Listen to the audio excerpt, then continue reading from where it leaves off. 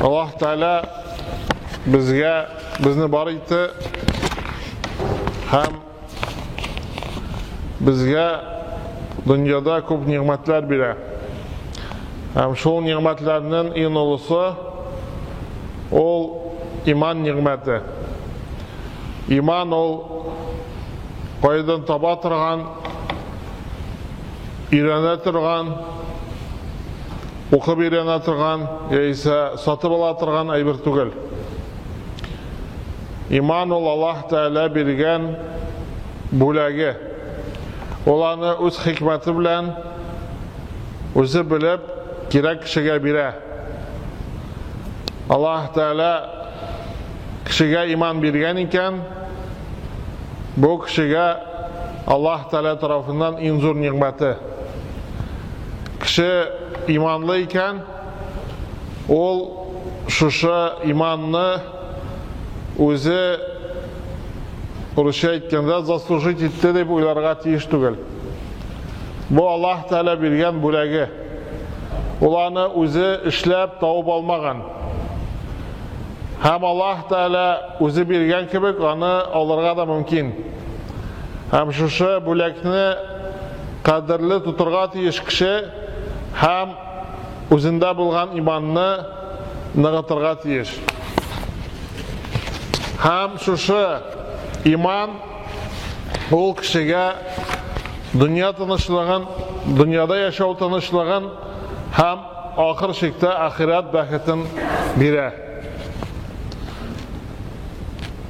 Allah Teala ayta: "Euzu billahi mineşşeytanirracim.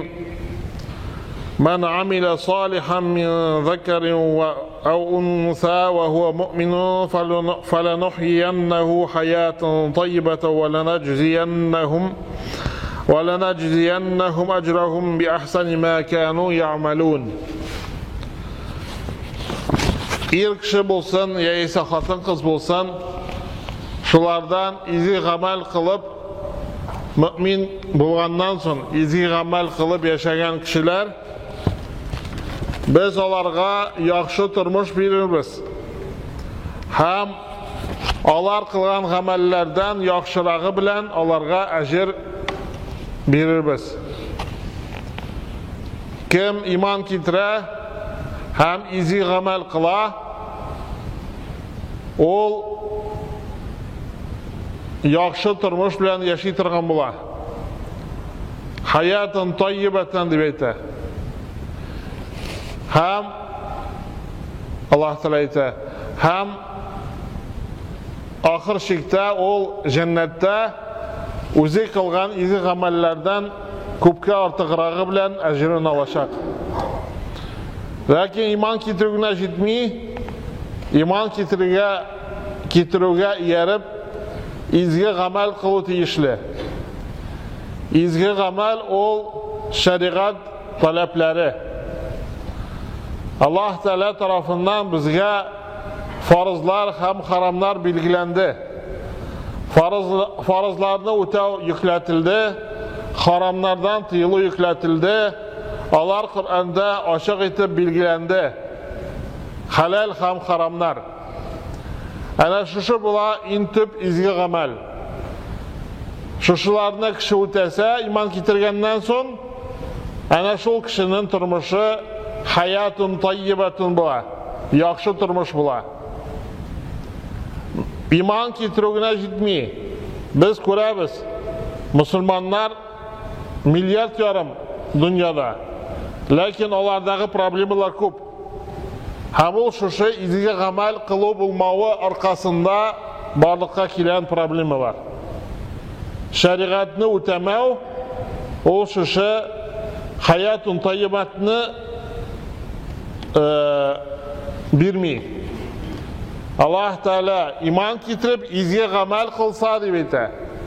Demak, izga amal qiluv, shariat talablarini o'tav, ol shusha yaxshi turmushning sharti bo'lib turadi. Ham kirisincha kishi endi dunyoda izga amal qilib da imansız bulsa, Allah Teala tarafından iman verilmese kişiye, ol görünüşte matur bulsa da, akıllı bulsa da, ahir çıkta ol bəxtsiz kişi bula. Onun turmuşu yokka çığa. Çünkü ahirette ol nol bilen bara. İman bulma arkasında. Şuna göre biz özümüz için hem doğanlarımız için başka kişiler için iman sorarga tiyişimiz. Allah Teala mümin bulmayan kişilerini sıfatlamayta Ulaike kel en'ami bel hum adal Ulaike humul gafilun. Allah buna en'am sözü ol hayvanlar sözü bilen yine şeklen tercüme etilmiyor. Bar bizden kırgı hayvanlar var, yurt hayvanları mı? Oruşa o skatina diye batala. O en'am sözü oruşa skatina diye tercüme edilir. Allah Teala alar şuşu hayvanlar kebek diye, alardan da adaşkanraklar diye. Hem alar nadanlar diye. Allah nerse işin yaşayanını bilmiyorlar. Ne o sıyır yaşı, nerse işin süt bilgenin ona kirek değil o. O pişenin talebite. Pişen bilsen, rizikin bilsen, o sütün bile, onun şu turmuş maksadı utele. Eğer de kişi şu потребление hem rezultat bilegine yaşaytırgan bulsa bu dünyada, nerse işin bu kire ikenin anlamasa, o şu hayvan derecesine düşettirgan bula. O şu dünya için yine yaşaytırgan bula. Şu dünya lezzetleri bilen hem şu dünya produktları barlıkka getirir için yine yaşaytırgan bula.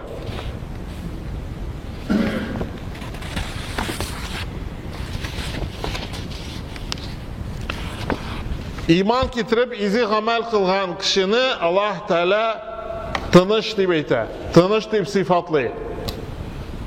O kişi titrenmiyor. O kişi dulkınlanmıyor. Dulkınlanayındı tabii revişte. Lakin o akıl revişte anlıyor. Bu bulgan haller barsı da uteşek. Alar barsı da vakıtlı çağına. İmanlı kişi hem izi amel kılgan kişi bunu harvat hatırlıyor. Çünkü o namazın okuyor. Hazır min namaz okuğaç benim ölüm kilge mümkün diye okuyor. Orazasın tuta, başka farzların öte haramlardan tıyıla, benim ulesim var, cevap bilesim var deyip. Hem şu arkasında ol tınış bula. Çünkü onun bilen bulgan vakigalar, alar barsı da vakıtlı şeykenin ol iste tuta. Hamına bu izgi amel ona buluşamın işlerge. İmangına mıga jitmeyi izgi amel kılar.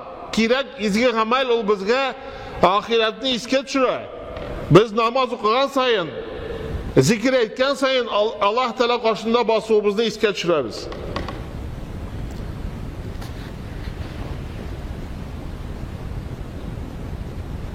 Hem ona şu iman getiruni nese bire ol kökrekten aşılığı bire Allah Teala özü sıfatlı وَمَنْ يُرِدِ اللّٰهُ اَنْ يَهْدِيَهُ يَشْرَحْ صَدْرَهُ لِلْإِسْلَامِ وَمَنْ يُرِدْ اَنْ يُضِلَّهُ يَجْعَلْ صَدْرَهُ ضَيِّقًا حَرَجًا. Kimne Allah Teala turiyilga kündügetili olanın yüreğin aşağı kengeyte. Kimne odaştırgatili olanı tor ite. Ona iman nuru utup kire olmayı. Bar izgilikli kişiler, bar milyonlaga kişiler, akşalarını yakşılıkka tutuşu kişiler. Lakin iman Allah Teala bilmese yok. İman getire almıyorlar. Ya ise şu dünyanı, şu dünyadaki Allah Teala bar etken mahluklarını ilanıp Doktorlar bulgan kişiler var. Lakin onlar Allah Teala mahlukları tanımayanı, kurmiler, gafiller, Allah Teala ayta. Humul gafilun, Allah nadanlar. Allah galim, lakin Allah nadanlar. Buna nadanlık o şuşu dünyadaki ibirlerde Allah Teala'nın işin, Allah Teala'nın mahlukların kurmav nadanlık deyip, gafillik deyip aytiler Kur'an'da.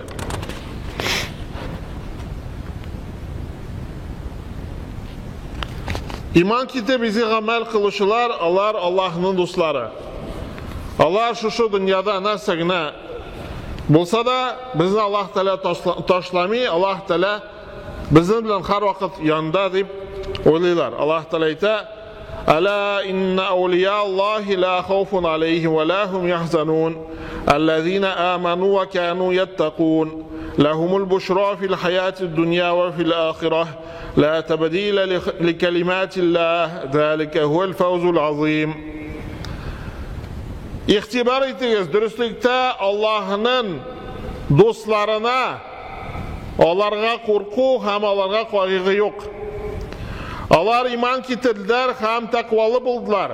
Yani Allah Teala kuşkanlarına ötediler, tıyganlarına tıyıldılar.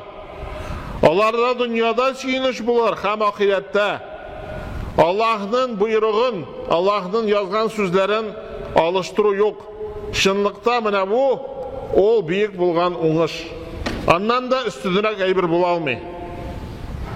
Onun için iman hem izgi amel kılak, takvalık.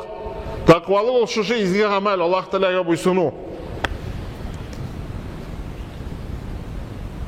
Allah Teala ayta: "Kul len yusibana illa ma kataballahu lana huve mevlana ve alallahi felyetevekkelil mu'minun." Ayt, bizge Allah Teala yazgandan başka narsa inişe almaz. Ol bizden huşabız. Allah Teala'ga müminden tevekkel kılalar. Mümin kişiye de, kafir kişiye de ağırlıklar kile bu dünyada. Lakin mümin kişi ol şu ağırlıklarga ikinci itip qarı. Ol Allah Teala'dan günahlarını yarlıqavının bir sebebi itip köre, Allah Teala'dan bulak itip köre. Şu dünyada bulgan beleler, sınavlar, onlar bizden günahlarımızı juva, izgiliklerimizni arttıra, derecemizni kötere Allah Teala karşında. Hem mene bu anlav, ol mümin kişini tınış köngülün saklap kala. Hem ol imanlı hem izi amelli kişidegine bulava. Allah Teala ayta: "Fa'asa an takrahu şey'en ve yec'alallahu fihi hayran kesira."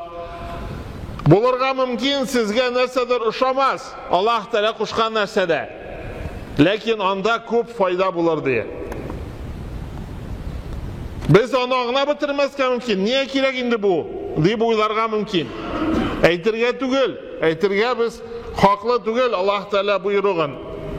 Biz uylarga mümkün. O için biz cevap vermeyiz. Kişide oy barlıkka kile. Lakin onu söylev, onu indi amel deyip atalar. Onun için cevap veresi buna. Biz uylarga mümkün. Niye bina biz 5 vakit namaz okuyuz, bir güne namaz okumayız, bir tapkır gana, yaki başka nindidir.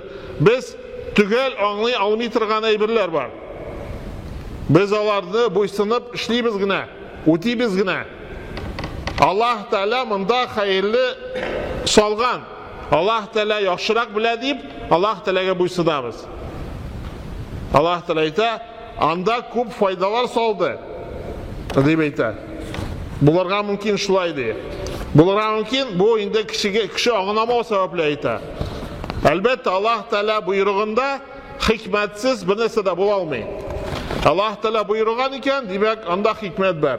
Ne işin anda domuz iti aşarıga yaramay, anda tavuk iti aşarıga yaray, tegisi de pişirakni aşıyım, bunisi de pişirakni. Biz onu bilmeybiz. Biz buysunabız buna. Allah Teala yaxshiroq biladi deb buysunabız. Bizden şul talep ettiler. İman hem izgi amel bile şu.